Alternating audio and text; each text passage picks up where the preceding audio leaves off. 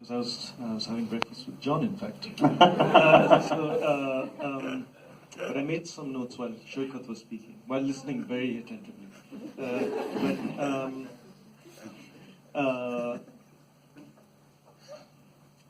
I mean, what John has just said, chimes in with a lot of what I've been thinking about and what I'm about to say. Briefly, I hope. Like him, I'm not an MFA or a product of a creative writing program. I never went to a creative writing school and pursued the study of literature as a means to sort of extend my time in university and in England, a time which I would use to write poetry and then a novel. So I finished my BA at University College London, reading English. I didn't attend any. You talked about being a lazy graduate student, and that chimed in as well with memories of my very peculiar and lazy sort of undergraduateship at UCL, where and dysfunctional and maladjusted, and never went to class, but I was intent on publishing my poetry in the great national magazines in the UK, and of course that never happened. So I spent time puzzling about why that wasn't happening. So the other commonality, I think, and so maybe there needs to be a slight distinction made at the outset between creative writing teaching, the creative writing teaching of prose fiction and the creative writing teaching of poetry, and the position of the poet in connection with pedagogy and literature, and the connection of the prose writers. Prose writers in the 20th century traditionally have practiced less criticism than poets. Before criticism became professionalized, in America, in fact, from the 80s onwards. And before those poets went into disrepute for right-wing affiliations or sympathies, the most interesting and the most path-breaking criticism and thinking about literature was done by poets in the 20th century. I mean, there are exceptions. There's Virginia Woolf, for instance, and Henry James to a certain extent. So poets are not averse to talking critically and theoretically in a way that novelists sometimes are. And this reflects on creative writing pedagogy when you're teaching the novel or teaching prose fiction. Anyway, to come back to the fact that I was wasting time at UCL and then wasting time later on when I did a PhD at Oxford, and I managed to publish my second novel, Afternoon Rag, a week before my Viva happened. So my plan was, it worked on some level. And then I never took up a job. I was briefly on fellowships until I went to the University of East Anglia in 2006 and began to teach, not immediately, but gradually, creative writing, the prose fiction MA. But I have to say that before this, I had an encounter with a creative writing department in that I taught at Columbia University for a term in 2002 at the, I think it's called, is it called the School of Writing, or I can't remember, School of the Arts. And so that was my first close-up encounter. But I didn't, to my sense of satisfaction, I did not teach creative writing. I taught creative writing students, but I taught them a course called, a seminar called What is Modern Indian Literature? I think that was the name. And Jason, who's here, brings back those happy, sad memories because he was in that class at Columbia. So it was a way of addressing critical questions with the urgency that creative writers have and often forget about.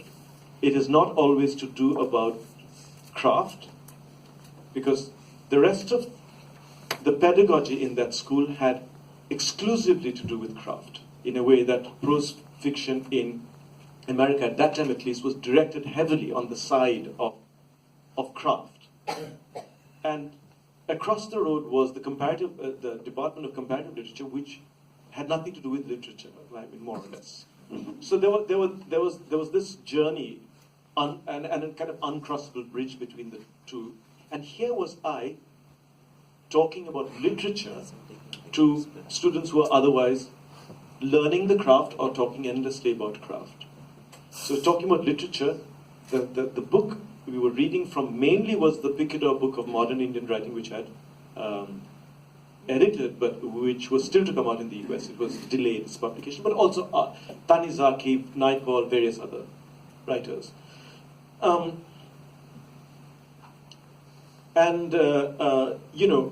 I think something happened in America. This is 2002. I think something was happening at the same time in America in 2002. I think N+1 came out in 2002.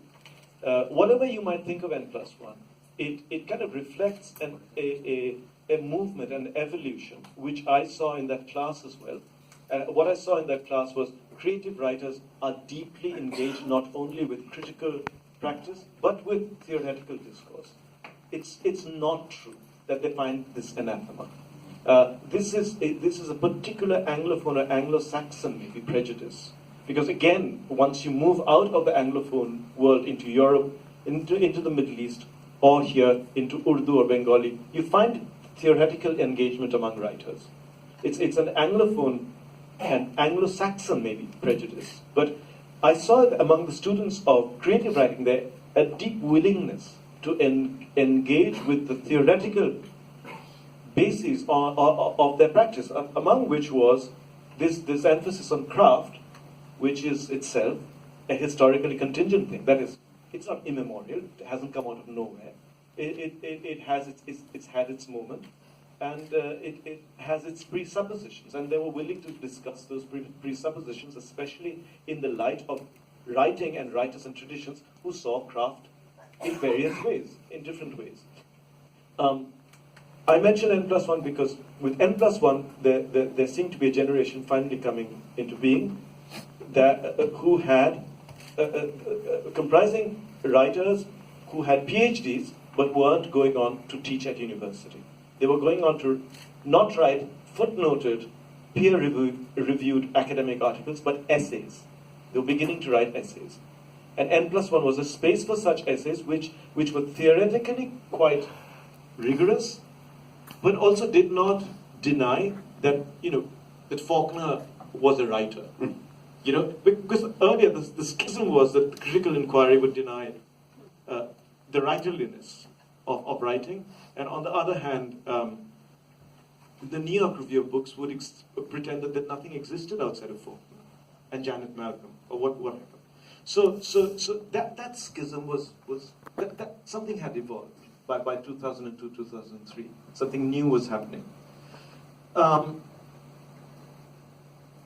2011, for various reasons, I mean, John has mentioned his reasons as to why we come to creative writing. I mean, the same is true as to why we come to writing. I mean, none of us plan to write what we write. I always wanted to be a world-famous poet. I ended up becoming a novelist. So, we don't plan out what we do. So, I took up this job at UEA, and all the talk about shrinks and psychoanalysis and all of that comes back to me now, because it was a very interesting kind of pedagogy. I realized creative writing, at least in prose fiction.